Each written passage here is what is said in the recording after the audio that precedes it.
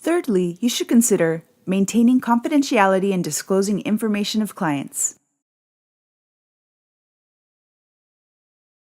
2.06 Maintaining confidentiality. A. Behavior analysts have a primary obligation and take reasonable precautions to protect the confidentiality of those with whom they work or consult, recognizing that confidentiality may be established by law, organizational rules, or professional or scientific relationships. B. Behavior analysts discuss confidentiality at the outset of the relationship and thereafter as new circumstances may warrant. C. In order to minimize intrusions on privacy, behavior analysts include only information germane to the purpose for which the communication is made in written, oral, and electronic reports, consultations, and other avenues. D. Behavior analysts discuss confidential information obtained in clinical or consulting relationships or evaluative data concerning clients, students, research participants, supervisees, and employees only for appropriate scientific or professional purposes and only with persons clearly concerned with such matters. E. Behavior analysts must not share or create situations likely to result in the sharing of any identifying information, written, photographic, or video, about current clients and supervisees within social media context. Let's watch a video. After the video, please identify the therapist violated the code.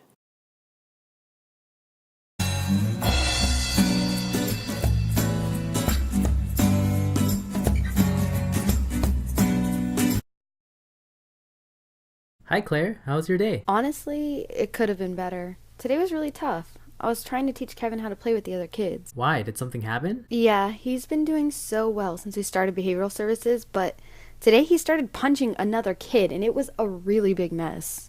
Oh no, maybe you should talk to your supervisor about that. I noticed that a few kids at Redwood Elementary School have gone into trouble for fighting. I'm sorry to intrude, but are you talking about the Kevin in the 5th grade from Redwood? Yes. Do you know him? Kevin has been punching my kid as well. I didn't know he received special services. What is wrong with him? Does the therapist violate the code? Yes or no? If you said yes, you're right. The therapist exposed Kevin's personal information in public, which allowed others to identify the client they were talking about. What does this mean for you? You should maintain confidentiality of all information about your client. To avoid disclosing client information, don't speak about clients in public settings. When speaking about a client, you should use a code name instead of the client's name, and leave out any details that would reveal the client's identity. 2.08 Disclosures. Behavior analysts never disclose confidential information without the consent of the client, except as mandated by law or where permitted by law for a valid purpose, such as 1. To provide needed professional services to the client, 2. To obtain appropriate professional consultations, 3. To protect the client or others from harm, or 4. To obtain payment for services, in which instant disclosure is limited to the minimum that is necessary to achieve the purpose. Behavior analysts recognize that parameters of consent for disclosure should be acquired at the outset of any defined relationship and is an ongoing procedure throughout the duration of the professional relationship. So what does this code mean for you? You should not reveal any information about your clients to anyone unless mandated by law. See the 4 examples in the BACB code. Lastly, you should consider your client's best interest when providing services or doing research. 3.01 Behavior Analytic Assessment. A. Behavior analysts conduct current assessments prior to making recommendations or developing behavior change programs. The type of assessment used is determined by clients' needs and consent, environmental parameters, and other contextual variables. When behavior analysts are developing a behavior reduction program, they must first conduct a functional assessment. B.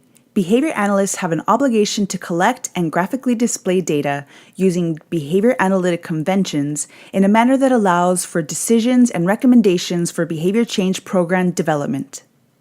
So what does this mean for you? Sometimes your client presents with a new challenging behavior or shows new interest. It is important that you don't change the behavior plan or tweak the procedures on your own. If you want to know what your clients like, you can conduct preference assessments. If your supervisor is trying to understand the cause of a client's specific behavior, you can assist your supervisors in conducting a functional behavior assessment. If asked by a supervisor, you can collect data during the assessment and graph data after the assessment. It is very important to graph data because graph data shows the client's performance over time and helps your supervisor make decisions about the client's progress. 4.10 Avoiding harmful reinforcers.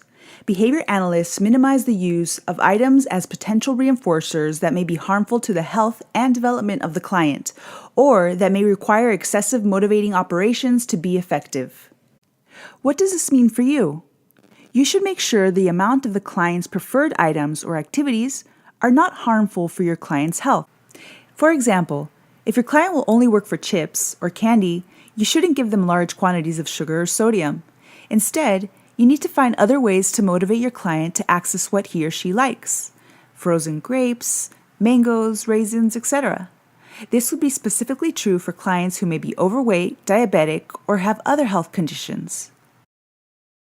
If you have any questions about what kind of items or activities you should use with your client, talk with your supervisor.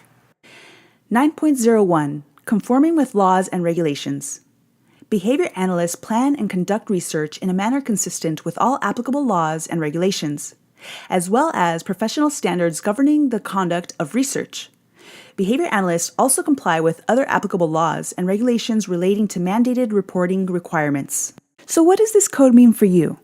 Before any research or assessment, you should obtain consent from your client and/or appropriate caregiver. Explain any risks and time commitments for this research or assessment.